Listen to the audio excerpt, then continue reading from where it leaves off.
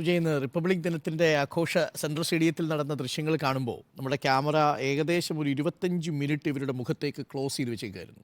Zoom ചെയ്ത് വെച്ചേക്കുന്ന ആ ഫ്രെയിമിലുണ്ട് ഒരു കാരണവശാലും വലത്തോട്ട് ചെരിയാതിരിക്കാൻ ശ്രമിക്കുന്ന മുഖ്യമന്ത്രിയും ഇടത്തോട്ട് ചെരിയാതിരിക്കാൻ ശ്രമിക്കുന്ന ഗവർണറും ഒരു മുറുകയാണ്. മുറുകുകയാണെന്നല്ല, മുറുകി കഴിഞ്ഞു. മുറുകി അതിൻ്റെ ഒരു മൂർധന്യത്തിലേക്ക് എത്തുന്ന ദൃശ്യമാണ് ഇന്ന് നമ്മൾ തിരുവനന്തപുരം സെൻട്രൽ സ്റ്റേഡിയത്തിൽ കണ്ടത്.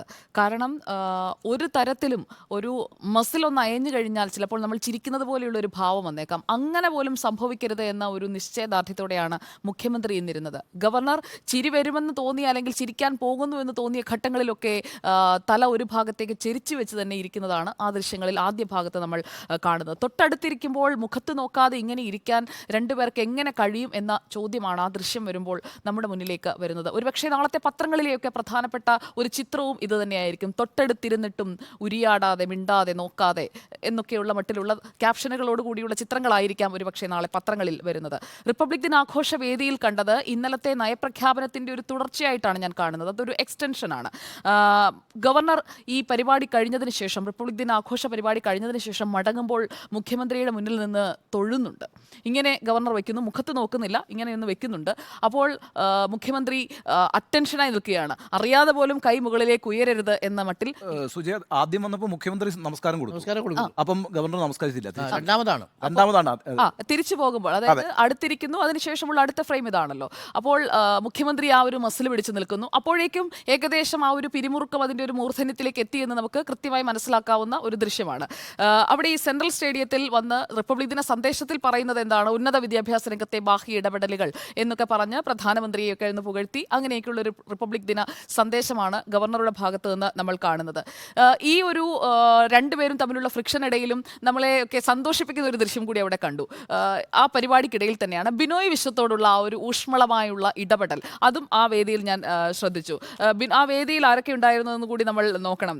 അവിടെ വി ശിവൻകുട്ടി ഉണ്ടായിരുന്നു, മന്ത്രിമാർ രണ്ടുപേർ, വി അബ്ദുറഹ്മാനും ഉണ്ടായിരുന്നു, വി ശിവൻകുട്ടിയും ഉണ്ടായിരുന്നു, മുൻ മന്ത്രി ആന്റണി രാജു ഉണ്ട്, വി കെ പ്രശാന്ത് MLA ഉണ്ട്, ഒപ്പം CPIയുടെ സംസ്ഥാന സെക്രട്ടറി ബിനോയ് വിശ്വത്തോട് വളരെ ഊഷ്മളമായി അടുത്ത സുഹൃത്തുക്കൾ എങ്ങനെയാണോ ഇടപെടുന്നത് അതേപോലെ പെരുമാറുമ്പോൾ തൊട്ടു മുമ്പ് കാണിച്ചത് പരിഭവമാണെന്ന് കൃത്യമായി മനസ്സിലാക്കാൻ കഴിയും. ഇത്രയും പേരോട് എനിക്ക് പരിഭവമുണ്ട്, പക്ഷേ ബിനോയ് വിശ്വത്തോട് അങ്ങനെയല്ല കേട്ടോ. അതിനുശേഷം അടുത്ത് പോകുന്നു കുട്ടികളുടെ അടുത്ത്, ആ വേദിയിലുണ്ടായിരുന്ന മറ്റാളുകളുടെ അടുത്ത്, എല്ലാവരുടെ അടുത്ത് വളരെ ഊഷ്മളമായാണ് ഗവർണർ പെരുമാറുന്നത്. അപ്പോൾ മനഃപൂർവ്വം തന്നെയാണ്, ഞാൻ ഇത്രയും അത് വിശദമാക്കി പറഞ്ഞത്, മനഃപൂർവ്വമാണ് ഇന്ന് ഗവർണറും മുഖ്യമന്ത്രിയും അവിടെ ആ ഒരു സമീപനം സ്വീകരിച്ചത് എന്നത് ആ ദൃശ്യങ്ങളിൽ നിന്ന് തന്നെ വ്യക്തമാണ്. അത് കൂടുതൽ നമ്മൾ വിലയിരുത്തേണ്ടത് പോലും ആവശ്യമില്ല, എല്ലാവർക്കും അത് കണ്ടപ്പോൾ മനസ്സിലായി.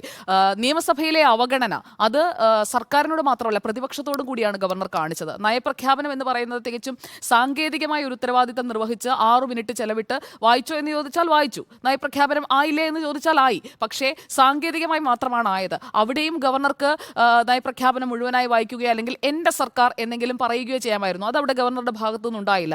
എന്നിട്ടും ഇന്നലെ മുഖ്യമന്ത്രി അത് വിമർശിക്കാതെ വിട്ടു. പക്ഷേ അതിനുശേഷം ഇന്നത്തെ രാവിലത്തെ ഈ പെർഫോമൻസ് കൂടി ആയി കഴിഞ്ഞപ്പോൾ മറുപടി വരുന്നുണ്ട്. MV ഗോവിന്ദന്റെ ഭാഗത്ത് നിന്ന് കൃത്യമായി മറുപടി വരുന്നുണ്ട്. പാർട്ടി ആ വിഷയം ഏറ്റെടുക്കുന്നു. കഴിഞ്ഞ ദിവസം EP ജയരാജൻ മാത്രമാണ് പ്രതികരിച്ചതെങ്കിൽ ഇന്ന് MV ഗോവിന്ദന്റെ വാർത്താ സമ്മേളനത്തിൽ കൃത്യമായി ആ കാര്യങ്ങൾ പറഞ്ഞു വെക്കുകയാണ്. ഇതിൽ ഉയരുന്ന പ്രധാനപ്പെട്ട ചോദ്യം എന്താണ്? സംസ്ഥാനത്തിന്റെ തലവനും അതുപോലെ തന്നെ സർക്കാരിന്റെ തലവനും രണ്ടുപേരും തമ്മിൽ കൊമ്പ് കോർക്കുമ്പോൾ അവിടെ നഷ്ടപ്പെടുന്നത് എന്താണ്? താല്പര്യം മറന്നുകൊണ്ടുള്ള ഒരു കൊമ്പ് കോർക്കലിലേക്ക് രണ്ടുപേരും നീങ്ങുന്നു എന്നത് രണ്ടുപേരെയും ന്യായീകരിക്കാൻ പറ്റില്ല. രണ്ടുപേരുടെയും ഭാഗത്തു നിന്നുണ്ടായത് തികച്ചും ബാലിശമായിട്ടുള്ള ഒരു രീതി തന്നെയാണ് എന്നാണ് എനിക്ക് ഈ ദൃശ്യങ്ങൾ കണ്ടപ്പോൾ മനസ്സിലാക്കാൻ കഴിഞ്ഞത്. ഒപ്പുവയ്ക്കാത്ത ബില്ലുകളെ കുറിച്ചുള്ള തർക്കമുണ്ട്. ആ ബില്ലുകളൊക്കെ പിടിച്ചു വെച്ചിട്ടുണ്ട്. രാഷ്ട്രപതിക്ക് അയക്കുന്നു, കോടതി കയറുന്നു, ഗവർണർക്കെതിരായ സർക്കാരിന്റെ കേസ് സുപ്രീം കോടതിയുടെ പരിഗണനയിലിരിക്കുന്നു. അതൊക്കെ ഒരു ഭാഗത്തുണ്ട്. പക്ഷേ നയപ്രഖ്യാപനത്തിൽ ഗവർണർ കാണിച്ചതിന് ഇന്ന് മറുപടി കൊടുക്കുകയാണ് മുഖ്യമന്ത്രി. ഗവർണറും ഒട്ടും മോശമല്ല, ഗവർണറും അതേ നാണയത്തിൽ തന്നെയാണ് സംസാരിക്കുന്നത്. ഈ നയപ്രഖ്യാപന പ്രസംഗത്തെക്കുറിച്ച് നമ്മൾ ഇന്നലെ പറഞ്ഞുപോയി, അതിൻ്റെ ഉള്ളടക്കത്തിലേക്കൊന്നും നമ്മൾ പോയില്ല. പക്ഷേ ഇതുവരെയുള്ള 15 നിയമസഭകളിലായില്ലേ ഇപ്പോൾ?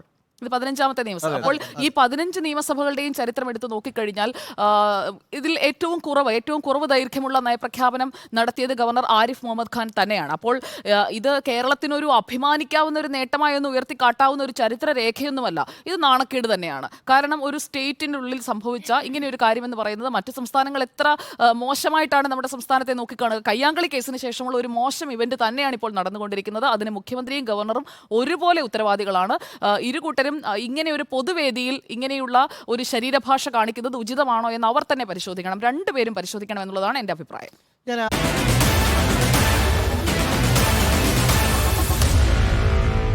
Meet the editors.